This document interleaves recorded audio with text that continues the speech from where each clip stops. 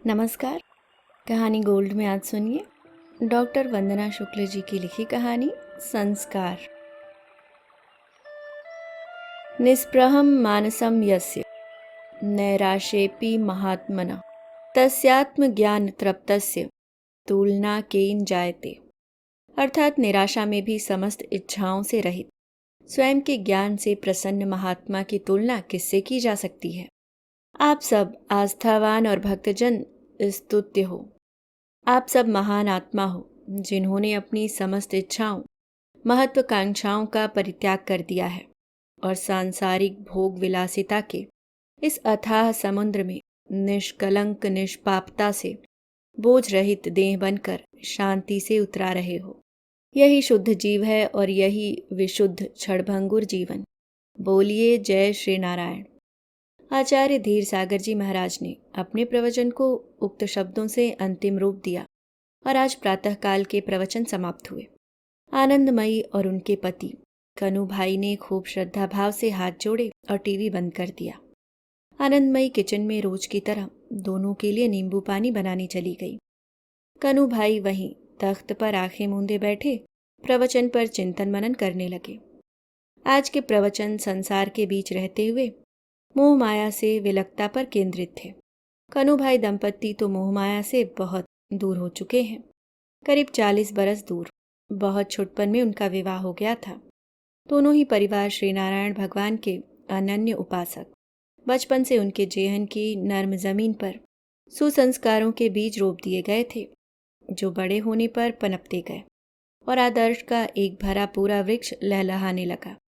भगवान के प्रवचन सुनना, उनकी लीलाओं और जीवन वृत्त को भक्ति भाव से ग्रहण करना जीवन का अब यही अर्थ था और प्रासंगिकता भी। फिल्में देखना, अखबार पढ़ना, राजनीति, मनोरंजन या समाज आदि की बातें करना सांसारिक और भौतिक लिप्साओं में आता था, जो माया है अर्थात निषेध थे। फलता समस्त भोग विलास मोह माया से विलक एक स्वरचित दुनिया। उसी वातावरण में वे पले बढ़े, उनके बाल बच्चे हुए। उनके जीवन ने भी अपनी कोरी आंखों और निश्चल मन से वही सब देखा सुना गुना। कुनबे में बच्चों के जन्म भी हुए, बड़े बूढ़ों की मौतें भी हुई, शादी समारोह और हारी बीमारियां भी। शहर में बलात्कार हुए, दंगे फसाद और दुर्घटनाएं हुई, लेकिन ये सब छली माया के रूप थे। दुनिया के पाप पुण्य थे, सो उसे दुनिया को भोगना ही था। न सिर्फ कनु भाई दंपत्ति बल्कि आशीर्वाद रेजिडेंसी का वो 4 मंजिला और पार्किंग के एक हिस्से में रह रहे नाइट गार्ड और बिजली वाले के परिवार सहित 18 भक्त संतप्त परिवारों का अपार्टमेंट अपने समस्त श्रद्धा भाव और तन्मयता से नारायण भगवान की भक्ति सरिता में डूबा रहता। कल सुबह टीवी पर प्रवचनों का झरना बहने लगता, जिसमें पूरी इमारत भीजने लगती और रात सोने से पूर्व एक बार फिर भक्तजनों को निद्रा योग सुनाया जाता, ताकि नींद में भी भक्तगण किन्हीं बुरे सपनों व दुश्चिंताओं से दूर रहें। सुबह शाम शहर के बीचों बीच स्थित उस विशाल विहंगम मंदिर से 2-2 घंटे के सीधे प्रसारण के अलावा टीवी का इन घरों में और कोई औचित्य नहीं था। भक्तजनों को प्रवचनों के द्वारा प्रतिदिन चेताया जाता कि तुम देह नहीं आत्मा हो और आत्मा ईश्वर का ही एक स्वरूप है जो सदा प्रसन्न रहती है।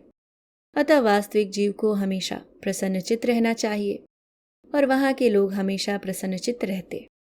कनु भाई और उनकी धर्मपत्नी आनंदमयी का भक्तगणों व प्रमुखों के बीच विशेष सम्मान था। लोग अपने घरों में उनकी चर्चा करते, उनके सामने नतमस्तक होते।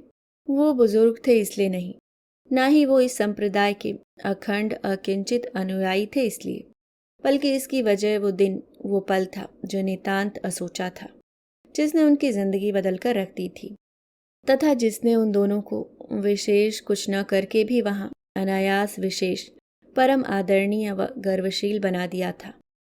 20 बरस पूर्व का वो दिन, उस सुबह जब वो सोकर उठे, कोई नहीं जानता था कि आज उनके जीवन में कुछ ऐसा घटित होने वाला है जो अप्रत्याशित और कल्पनातीत है।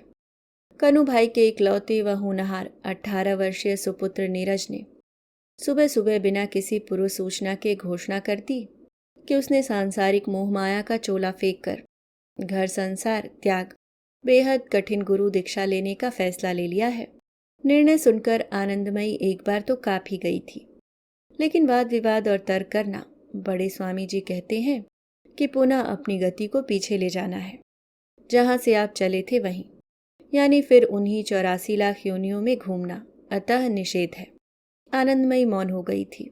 उनके मौन होने के साथ ही उनकी वो तमाम भविष्यिक योजनाएं, इच्छाएं, सपने भी जो उनके होनहार इकलौते आज्ञा पालक बेटे के होने में गुनगुनाते रहते थे, भी सहसा खामोश हो गए, ठिठक गए। सपनों की मौत किसी अजीज की मौत से कम तकलीफ दे नहीं होती, लेकिन उन्हें अपने महापुरुषों की सीखों का अपमान नहीं करना था। उन्हें आनंद में रहना था, क्योंकि वो आनंदमयी थी। संपूर्ण शाह से आनंदमयी तक की यात्रा के अपने कुछ उसूल थे, कुछ संस्कार थे, जिन्हें निभाने को वो जीवन पर्यंत बंधित थी। उनका ये नाम आनंदमयी भी बड़े स्वामी जी ने ही रखा था, यानी आनंद में सदा डूबे रहने वाली। अब ये डूबना उनके लिए कुछ ज़्यादा ज़रूरी हो गया था और मुश्किल भी। स्वामी बनने की प्रक्रिया 1 माह पहले से शुरू हो जाती थी, जिसमें प्रतिज्ञा लेने के उपरांत जातक को मनोवैज्ञानिक मूल्यांकन की आत्म परीक्षा से गुजरना होता था। स्वामी धाम परिसर में प्रविष्ट होने से पूर्व उन्हीं कड़े नियमों का पालन गृहस्थी में रहकर करना होता था, अर्थात मन के विचलनों को नियंत्रित कर पाने का आत्म परीक्षण। इस दौरान स्त्रियों व आधुनिक उपकरणों, स्वादिष्ट भोजन, वस्त्रों आदि के परित्याग करने का अभ्यास भी किया जाता था। कई जातक प्रतिज्ञा लेने के उपरांत इस आत्म परीक्षण में असफल हो जाते थे और पुनः सांसारिक कृत्यों के साथ जीवन यापन करने लगते थे। खास बात ये थी कि सिर्फ जातक को नहीं, बल्कि उनके परिवार वालों को भी उसे स्वामी मानकर व्यवहार करना होता था। प्रतिज्ञा के सबसे पहले दिन ही आनंदमयी भूल गई कि उनका पुत्र नहीं, अब गुरु हो गया है। रोज की तरह उसके कमरे में नींबू पानी देने गई तो पुत्र नीरज ने मुस्कुराकर मना कर दिया। आनंदमयी कुछ पल ठिठकी खड़ी रही, फिर वापस लौट आई। वो मन ही मन खुद को समझा रही थी, कल बड़े आचार्य जी ने भी तो शिष्य के मार्फत उन्हें व कनु भाई को बेटे नीरज के माता पिता होने के नाते धन्यवाद और आशीर्वाद कहलाया था, और उनके सौभाग्यशाली अभिभावक होने पर प्रसन्नता भी व्यक्त की थी कि उनका सुपुत्र मोक्ष मार्ग की कठिन यात्रा करने का प्रण ले रहा है। आनंदमयी को ये भी याद आया था कि उस दिन आचार्य जी प्रवचन में गौतम बुद्ध और महावीर स्वामी के जीवन व्रत बता रहे थे। तब वह कितनी आनंदित हुई थी। कैसे बुद्ध ने अपनी पत्नी, अपना पुत्र सब छोड़कर संन्यास धारण कर लिया था। श्रद्धा से उसका सर झुक गया था, तो आज उसका पुत्र ये संन्यास धारण कर रहा है तो कैसा क्षोभ। उसने अपने मन को समझाया और प्रसन्न हो गई। ठीक 1 माह के कठिन गृहस्थ तप की परीक्षा में वो उत्तीर्ण हो चुके थे। अतः 18 वर्षीय नीरज कुमार अब स्वामी दिव्य भाव में परिवर्तित होने जा रहे थे। देह वहीं पर, गति अन्य था। उस समय तक वे न सिर्फ विचारों से बल्कि सर्वांग बदल चुके थे। सफ़ेद धोती जिसका एक सिरा गले में लिपटा हुआ, मुंडा हुआ सर, नंगे पैर, मुस्कुराता देदीप्यमान मुखमंडल। श्रद्धालुओं की तमाम भीड़ के साथ कनु भाई और आनंदमयी ने भी भक्ति भाव से हाथ जोड़ रखे थे। वो दोनों ऐसे संस्कारी पुत्र को पाकर धन्य महसूस कर रहे थे। उन्हें अपने पुत्र को दिए गए संस्कारों पर गर्वानुभूति हो रही थी। समारोह पूर्वक नीरज अर्थात स्वामी दिव्य भाव जी को एक रथ में बिठाकर भजन कीर्तन, मंत्रों, नगाड़ों व घंटों घड़ियालों के सानिध्य में उस विशाल मंदिर के स्वामी धाम परिसर के द्वार की ओर ले जाया जा रहा था, जो लगभग 1.5 सदी से एक पहेली बन चुका था, जिसमें प्रवेश का मार्ग है पर निकास का नहीं, मृत्युपरांत भी नहीं, क्योंकि तपस्वियों के मृत्युपरांत अंतिम संस्कार भी उसी धाम में कर दिया जाता था। अंततः समारोह पूर्वक स्वामी धाम के विशाल द्वार तक आने के उपरांत नीरज कुमार उर्फ स्वामी दिव्य भाव जी रथ से नीचे उतरे। उनके माता पिता कनु भाई और आनंदमयी शीश से घिरे और हार फूल मालाओं से भरे स्वामी जी के निकट आए थे और दोनों ने उनके चरण स्पर्श और पुत्र को अंतिम प्रणाम किया था। स्वामी दिव्य भाव जी ने भी उन्हें आशीष दिया। भक्तगणों ने उन पर पुष्प वर्षा की थी और वे शांत भाव से मुस्कुराते हुए उस स्वामी धाम परिसर में प्रविष्ट हो गए थे सदा के लिए। अब उन्हें मंदिर परिसर के उस मोक्ष मार्ग अर्थात स्वामी धाम में प्रस्थान किए 20 बरस व्यतीत हो चुके हैं। उस आवासीय परिक्षेत्र में होने वाले प्रवचन के मासिक आयोजन में आनंदमयी के पति कनु भाई भी प्रवचन देते थे। किसी को उदास या क्षुभित देखते तो उसे मुस्कुराकर ज्ञान देते, जीवन की निस्सारता को समझाते। बाज दफा स्वयं के व अपने पुत्र के त्याग का उदाहरण भी भक्तगण के सम्मुख सगर्व प्रस्तुत करते। कुछ दिनों से वो बीमार रहने लगे थे, कमजोरी बढ़ती जा रही थी, खाना पीना कम हो रहा था, वृद्धावस्था अपना प्रभाव दिखा रही थी।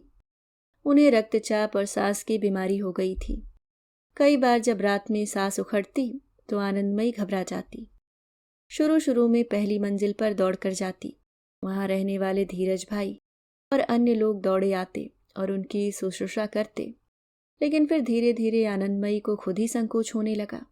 ऐसा तो आए दिन होने लगा था। डॉक्टर ने उसे बुढ़ापे का प्रभाव बता ही दिया था। सो आधी रात में किसी को उठाना उन्हें अच्छा नहीं लगता था। अपने पति कनु भाई की ये दशा उनसे देखी न जाती। कभी कभी न चाहते हुए भी उनके मन में ये कुविचार, जो पाप था, आता कि ऐसे संस्कारी लोगों जिनकी पीढ़ियों ने अपना सर्वस्व भगवान के कर कमलों में निछावर कर दिया है, उन्हें ये शारीरिक कष्ट क्यों? ये तो आम सांसारिक लोगों में होना चाहिए। उस मठ की ख्याति अंतर्राष्ट्रीय स्तर तक फैल चुकी थी, लिहाजा आधुनिक तकनीकी और सुविधाओं का वर्चस्व बढ़ रहा था। नए पद निकाले जा रहे थे, नई नियुक्तियां हो रही थीं। विशाल e lab, computer section, account section, animation studio आदि का एक नया और अलग भव्य विभाग बना था। मठ से करीब आधा किलोमीटर दूर बसी भक्तों की उस बस्ती यानी आशीर्वाद रेजिडेंसी में कुछ नवनियुक्त पदाधिकारी आ गए थे। उन्हें खाली फ्लैट आवंटित कर दिए गए थे। उस दिन आनंदमयी के ठीक सामने वाले खाली फ्लैट में कुछ आवाजें आ रही थीं।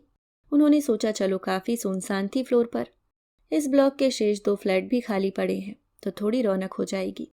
उन्हें खुशी इस बात की भी थी कि संप्रदाय के एक और अनुयायी आएंगे तो सत्संग करने का लाभ भी मिलेगा। यूं भी पूरे दिन अकेले बैठे बैठे ऊब सी हो जाती है। द्वार खुले थे, लेकिन उस खाली घर में कोई दिखाई नहीं दे रहा था। सो सहृदय सीधी साधी आनंदमयी इस गरज से कि नए लोग हैं, नींबू पानी वगैरह पूछ लेना चाहिए, वो उस फ्लैट के अंदर चली गई।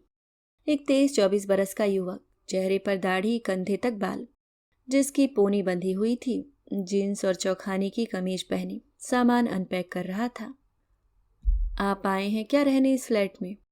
जी हाँ, युवक ने अति विनम्रता से कहा। मंदिर में पदस्थ हुए हैं? हाँ। क्या आप यहाँ अकेले रहेंगे? जी, युवक ने मुस्कुराकर कहा। आनंदमयी ने कुछ अजीब सी नजरों से देखा उसे। बेटा, आपको पहले घर में नारायण भगवान की मूर्ति रखनी चाहिए थी। आप लोग तो उन्हीं के अनुयायी हैं ना, शुभ रहता है। जी माफ कीजिएगा, मैं नास्तिक हूँ। यानी? मतलब ईश्वर में मेरा विश्वास नहीं। नारायण भगवान में भी नहीं? जी नहीं। तो फिर यहाँ तो मैं सिर्फ नौकरी के लिए आया हूँ, मेरा चयन हुआ है। आनंदमयी ने युवक को अजीब सी नजरों से देखा। ठीक है, कहकर आनंदमयी घर चली आई। पानी का पूछना ही भूल गई। पूरा दिन एक अजीब सी बेचैनी में गुजरा। शाम को प्रवचनों के पश्चात उन्होंने पति कनु भाई से अपने ठीक सामने वाले फ्लैट में आए इस नए किराएदार का जिक्र किया। ये भी कहा कि लड़का अकेला रहेगा और किसी बड़े शहर से आया है, इसके संस्कार भी शहरी होंगे। और हम जानते हैं ही कि शहरों के लोग कैसे होते हैं। अभी कुछ दिनों में ही इसके यहाँ शराबी कबाबी आने लगेंगे, पार्टियां चलेंगी। छी, ये न्यासियों को क्या सूझा। सबसे बड़ी बात कि वो नास्तिक है। मुझे न जाने क्यों लग रहा है कि इसका यहाँ रहना हमारे लिए सुरक्षित नहीं। मुझे उसका रंग रूप अजीब सा लगा। मंदिर कमेटी से ये कहना पड़ेगा कि हमारे पड़ोसी इसी संप्रदाय के किसी व्यक्ति को बनाए, किसी असंस्कारी अनजान व्यक्ति को नहीं। नए पड़ोसी लड़के का घर जम गया था। अब वो सुबह अपनी बाइक से चला जाता और रात में वापस लौटता। रविवार को उसके घर में ताला नहीं रहता, पर कभी कभी उसके हमउम्र आते जो अंग्रेजी में बातें करते। अलावा उनके दिन भर कोई आहट नहीं होती थी सिवाय टीवी के। उसके घर से कभी कभी खबरों, क्रिकेट और अंग्रेजी फिल्मों की आवाजें आती। आनंदमयी को ये सब सांसारिकता भी नहीं भाती। अब तो उन्हें पक्का यकीन हो गया था कि लड़का कुसंस्कारी है, अंग्रेजी गाने सुनता और फिल्में देखता है। पक्का अंग्रेजी शराब भी पीता होगा। भांति भांति की काल्पनिक छवियां उनकी आंखों के इर्द गिर्द मंडराने लगती और वे विचलित हो जाती। एक बार उनका मन ये भी हुआ कि अवसर पाकर इस लड़के को वो नारायण भगवान की लीलाओं और संसार की क्षणभंगुरता के बारे में बताएंगी। लेकिन दूसरे ही क्षण उनके मन में आया कि ये शहरी सुसंस्कारी लड़का भला क्या उनकी बात मानेगा। उसी अपार्टमेंट के पहले माले पर मंदिर कमेटी के सचिव श्रीराम वैद्य रहते थे। उस दिन उनके यहाँ साप्ताहिक प्रवचनों का आयोजन था। प्रवचन के उपरांत आनंदमयी ने उनसे उस नए किराएदार का जिक्र किया और उसके नास्तिक होने की बात बताई। इसमें मैं कुछ नहीं कर सकता बहन, श्रीराम जी ने उनसे विनम्रता से कहा, क्योंकि ये निर्णय न्यासियों द्वारा लिया गया है और ये एक अति महत्वपूर्ण पद है। अब कनु भाई और आनंदमयी का प्राय खुले रहने वाला मुख्य द्वार बंद रहता।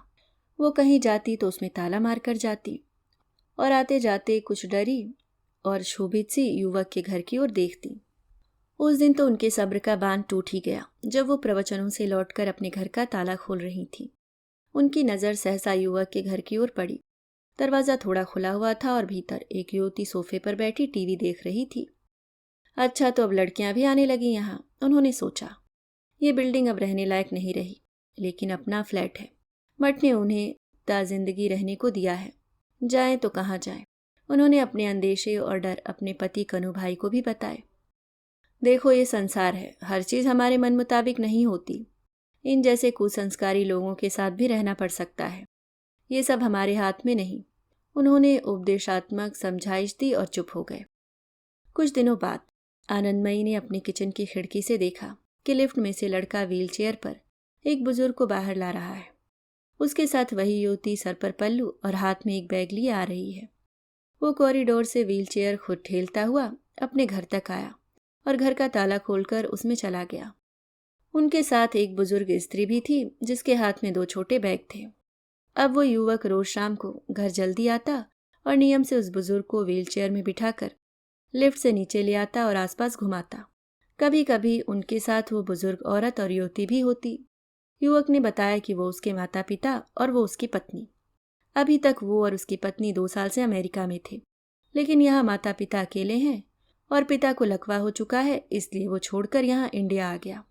वहाँ तो तुम्हें अच्छी तनख्वाह मिलती होगी, कनु भाई ने युवक से पूछा। जी हाँ, यहाँ से चौगुनी, लेकिन उन्हें देखना भी तो मेरा कर्तव्य है। ये लोग किसके पास रहेंगे बीमारी और बुढ़ापे में, इसलिए यहाँ ले आया। यहाँ का माहौल भी मुझे अच्छा लगा। आप सब लोग बहुत अच्छे हैं, युवक ने मुस्कुराते हुए कहा। उस रात टीवी पर चल रहे स्वामी आनंद सागर जी महाराज के दैनिक प्रवचनों में आनंदमयी का मन न जाने क्यों नहीं लग रहा था। क्यों एक अजीब सी हलचल उनके मन मस्तिष्क में हो रही थी, वे स्वयं ही नहीं जान पा रही थीं। क्यों जी, हमारा नीरज भी तो अब 38 का हो गया होगा ना? आनंदमयी ने अपने पति से ठीक 22 बरस बाद उस दिन पूछा था। कनु भाई पत्नी के इस अप्रत्याशित प्रश्न पर चौंके। उन्होंने अत्यंत संजीदगी से कहा, नहीं, वह अब हमारे पुत्र नहीं, साक्षात दिव्य भाव स्वामी हो चुके हैं। नहीं, हमारा बेटा नीरज। आनंदमयी जमीन की ओर नजरें गड़ाए बुदबुदाते कुछ कह रही थी। उनकी पुतलियां गीली थीं, आंखें झिलमिला रही थीं। ठीक 22 बरस बाद। अभी आप सुन रहे थे डॉक्टर वंदना शुक्ल जी की लिखी कहानी संस्कार।